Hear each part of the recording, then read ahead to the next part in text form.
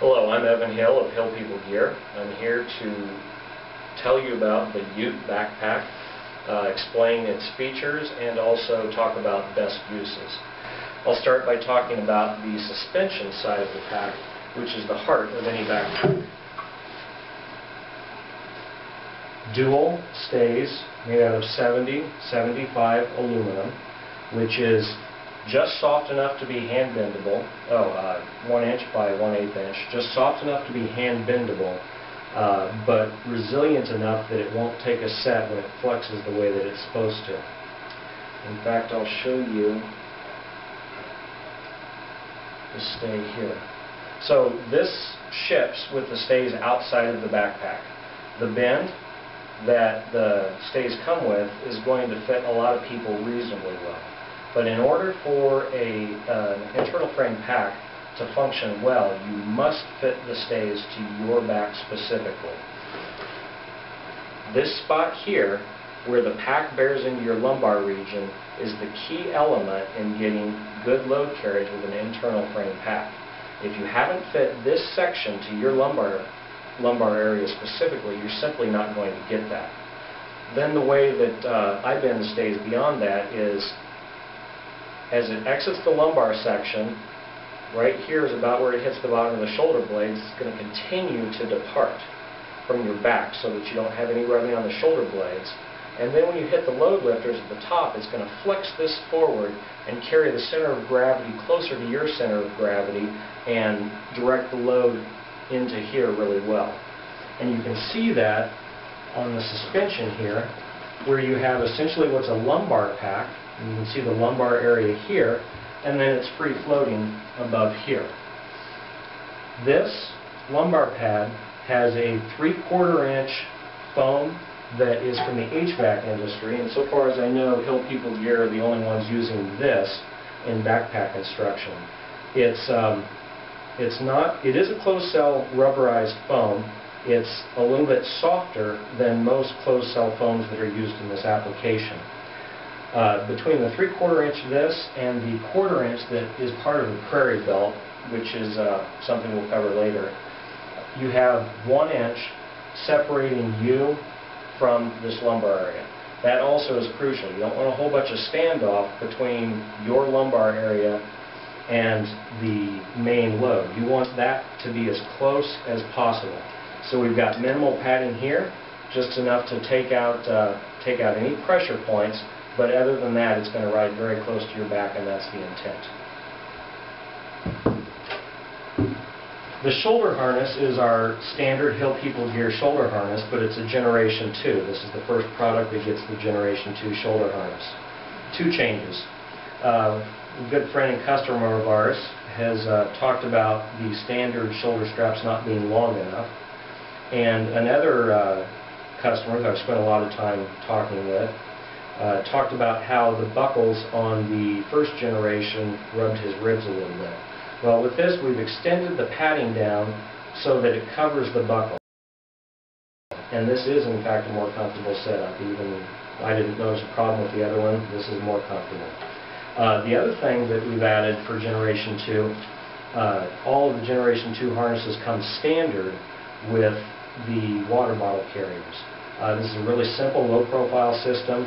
All the Generation 1 harnesses have the buckles in place to make this happen, but we've never shipped with the straps. This is something I use from time to time. I use it on the off shoulder from the shoulder I might need to shoulder a rifle with, or if I'm only carrying a pistol, I can go dual, and it's very low profile when you're not using it, or you can remove them altogether. And by the way, I fired hundreds of rounds wearing this shoulder harness, interfaces with the rifle just fine.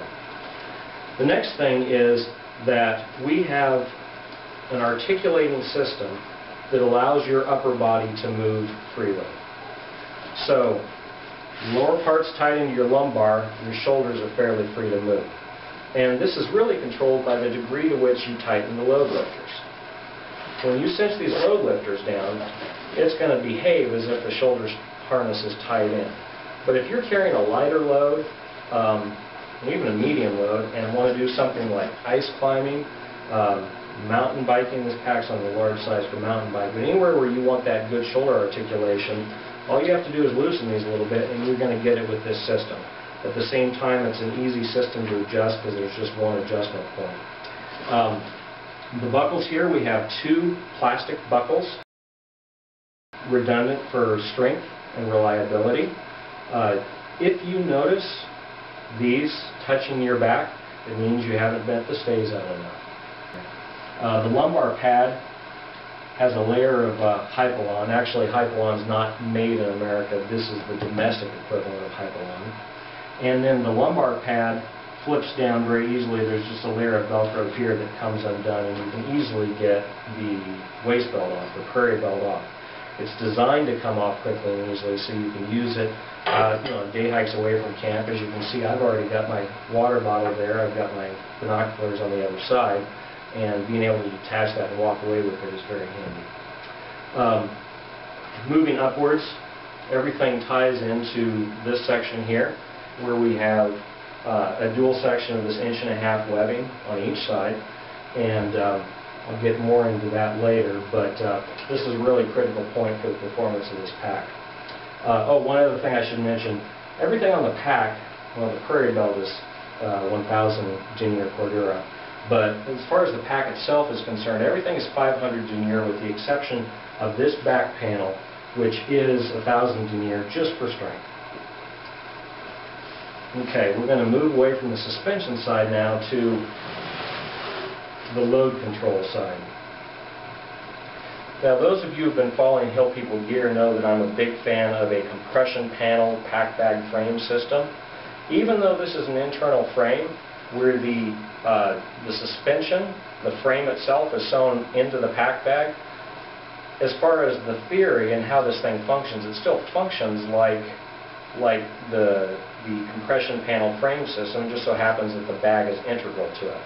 We've been able to do a couple of different things here, though, with a compression system that is unique to Hill People Gear. The pack bag itself has a series of plastic 1-inch slots here. They pull free, like so, to completely remove that.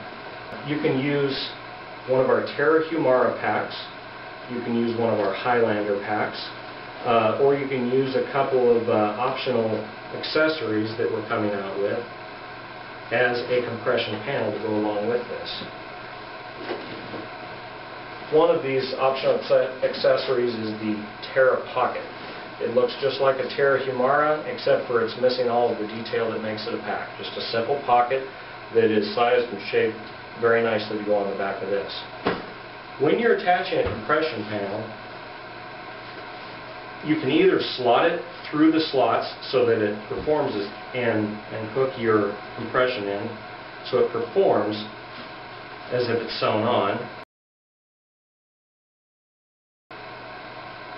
or if you'd like, you can have the entire thing free floating like so you have a free floating compression panel, or you simply don't use the pocket at all.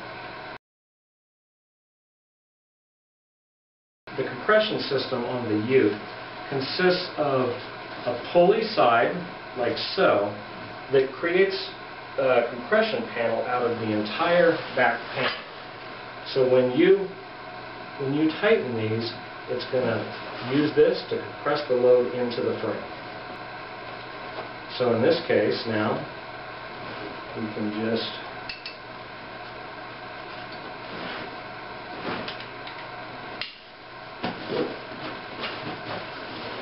using a single buckle in the center like this allows us to compress the Ute very tightly because we don't have much of extra space taken up on the side of the buckles. So this one-piece continuous system is strong, it's versatile, and it allows us to completely collapse the pack. One thing I should also mention when I'm talking about the suspension system, all of the compression straps ride on this piece of Hypalon. This does a couple things for us. It distributes the load, when the compression load, along the seam so that you don't get really distinct points. And it also is a stronger setup than having a point load right in a seam here with a compression strap coming out of it. We have bottom compression that again can tie into a floating compression panel or can dock the bottom of the compression panel to it. We have a piece of parachute cord for putting an ice axe or something like that on. This obviously is really nice for putting snowshoes, whatever you need to put on the back. We also have over-the-top straps that tie into the back. The zipper is completely protected. Doesn't matter if it fails because you've got straps protecting the zipper. One point about the over-the-top straps, and this is really important to how this performs from a loading standpoint. They're really long because if you want more volume out of your ute, the right thing to do is go up. Now, I've carried a lot of packs that have an extendable storm collar, floating top lid. The problem is, as soon as you get above the level of the frame, none of that is supported. There's really no way to tie it into the frame. So my preference with a pack like this, where I might be needing to pack above the frame, is to simply use a separate stuff sack designed to go on top with over-the-top straps. Now, what this does when you put the over-the-top straps is it ties the load very securely into the frame. Because remember, we have, in essence, a compression panel back here, or a real compression panel. We have the frame here. Putting tension on that here compresses it in and gives you a nice unitized load. When you hit these load lifter straps and flex the frame forward, this load is going to get carried with it, and it's going to perform very nicely for you. This is right now kind of compressed. What you're looking at here is my winter day pack load in conjunction with the Terra Pocket I showed you, which is everything, including a tent, I would need to overnight. Stove, food, everything. What it doesn't have is a wood stove, and it doesn't have my bedroll. This is an optional accessory that we're going to be coming out with. It's a stuff sack, sil nylon stuff sack. It weighs 2 ounces. It carries 1,500 cubic inches. In this one, you're looking at a Thermarest Neo Air, a 0-degree synthetic North Face sleeping bag, and an X-Ped inflatable pillow. So for me to go on a winter overnighter, 0-degree winter overnighter, all I've got to do is throw this thing on top, and I'm ready to go. Of course, in the summertime, it's easy to put the entire load in here, particularly in conjunction with a Terra Pocket, where you can have some of your daily accessories there. For those of you who use them, we do have right here a port for your hydration bladder hose, and then you can secure that to either strap where it comes out. We have the premium label here. Now, as we open this up, this bag is the school of the old bloody large sack. That's really all that we have inside, with a couple of small differences. Pull out chicken skins, mountain serape. We have a slot pocket on the inside where you might want to carry your wallet on the trail, those sorts of things. And then there's a PALS panel here. We also have on the outside, remember how I was talking about how critical this point was, where we have webbing matched on the inside and outside. We do have 3 hang loops here for water bladder or meat bags, whatever you want to do. You hang it here, it's going to be suspended from this point right at the top of the frame, which is important. The removable plastic frame sheet is also accessible here. One word of caution. It is possible, if you have the over-the-top straps too tight, particularly on a compression panel, you can have those so tight that it will not allow these to flex forward the way they should. So if you hit the load lifter straps and you feel yourself going like this, the thing that you need to do is reach up and loosen those over-the-top straps until you can get the right amount of flex over your center of gravity with the upper portion of the frame.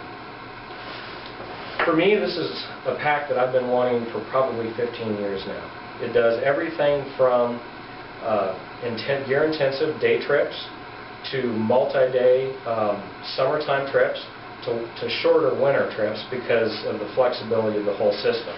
3,500 cubic inches in the main pack bag. My Terra Pocket here is 1,000 cubic inches, and this is 1,500 cubic inches. Now, if I was going to be carrying a monster load, I'd step up to an external frame pack.